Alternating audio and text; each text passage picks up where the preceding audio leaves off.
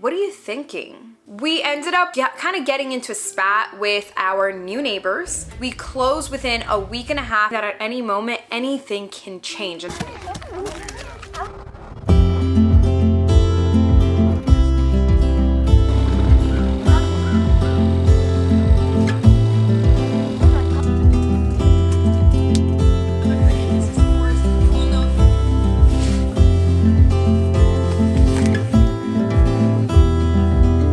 Let's take a sip from the cup of chance. Like working out of a coffee shop. We're both so young, and baby, we've got time to face our fears, make our dreams come true. We both know what we want and what we've got to do. I don't know where the road will go, but baby, we can find out. If you trust me, you will know. Don't choke me. It'll all unfold. I don't know where the road will go, but baby, we can find it. We can find that pot of gold. Find that pot of gold. Gold. Find that pot of gold.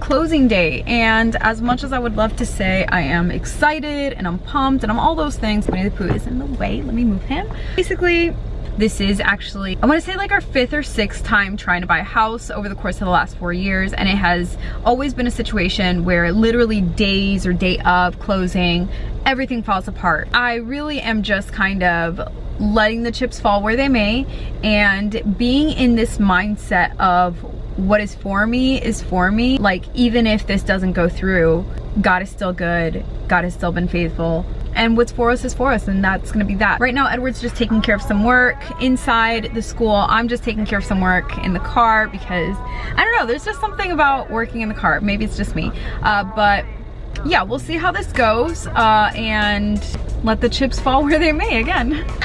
We're here.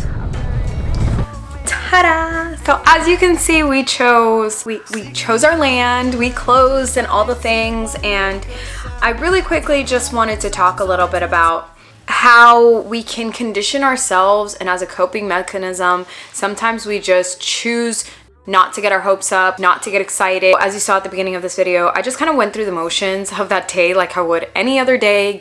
Getting dressed, doing my work, making breakfast, you know, doing the normal things, understanding that at any moment, anything can change. And that's just the reality of buying a house or buying land, is that at any point in time, all the way up to when you sign, anything can happen. How exactly did we purchase this property? What we decided to do is not go the traditional route. We actually decided to purchase cash by owner solely. The reason that we did that is the income is there, the credit is there, yet every single time there would be something else. We had a situation where one of the properties, it was actually the second time that we were going to try and purchase the property. We got it appraised, and it appraised at $100,000 less, and they still wanted to sell it to us for that 100K over, meaning as first-time home buyers, we would have to cover that additional $100,000 because it appraised for less than that. FHA is not going to give you an amount that is over what it appraised for. That fell, I want to say, a week before our closing. Not even, I want to say like 3 days before the closing. That was really disappointing, but again, what's for us is for us, and that property just clearly wasn't for us. Buyowner.com, my husband and I were just constantly searching. We found this property that wasn't too far from where we were, the amount of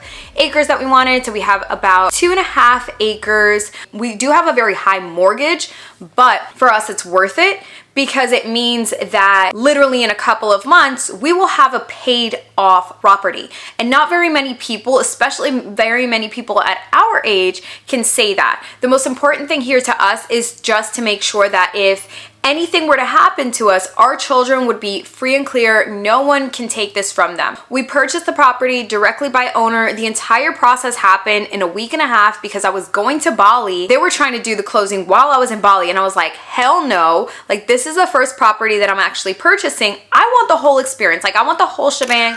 I want to take the photos, and I want the experience. They accommodated us and we closed within a week and a half. Of course, like I said, we've been in this process for such a long time that we already had everything ready. Literally right off of my phone, I was sending statements and we had our IDs and we sent everything over super duper quick. The reason that it took a week and a half really is because one of those weeks was solely just the property owner looking through the contract, and they're busy business owners as well. And so it took them a long time to get through the contract and accept the proposal. But once they did that, everything was super fast. If you watch my first video, I recommend that you talk to the county, know what it is that you can and can't do. And so we spoke to the county. We had an idea of exactly what the process was. It is what's called dirty land. So we knew that we would be investing in, getting a septic, electric. We knew we would be investing in getting the property heavy mowed and all of that. We will talk more about these things in the next episode.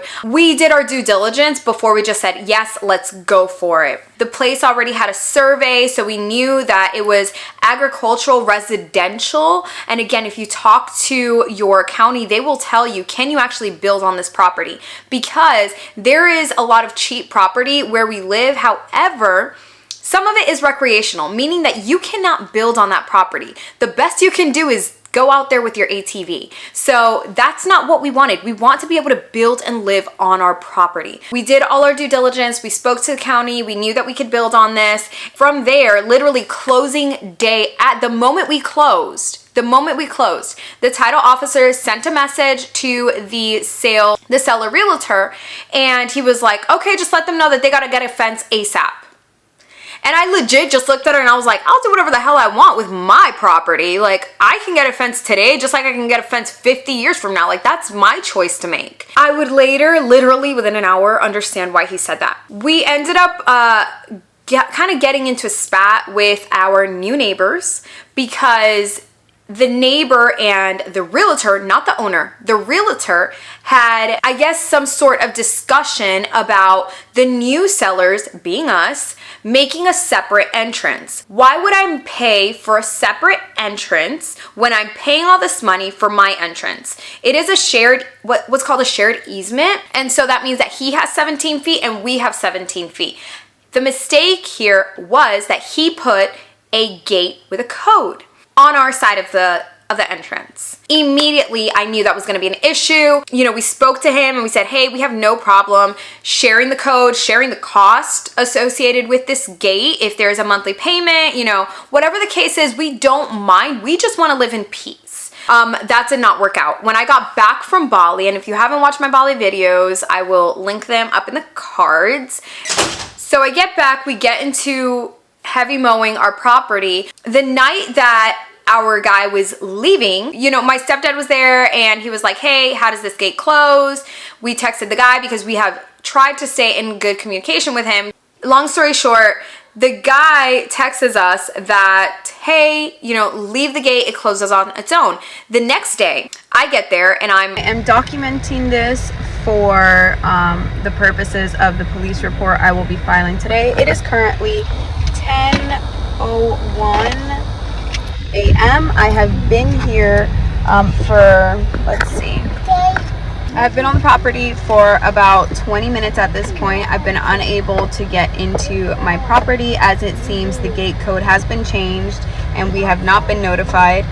This gate is actually on our side of the property as the survey shows. So today I will be filing a police report. The police actually recommended that I go to the county and speak to code enforcement. And I'm sharing this story because maybe some of us can think, oh, well, the police can take care of this. The police considered this to be a code enforcement issue because code enforcement and zoning are the ones that can issue out citations and violations of situations like these. If they can't do anything, then the next course of action would have in fact been going the legal route and submitting a civil lawsuit so that he could get the gate removed, because at that point we had made it clear that he needed to remove.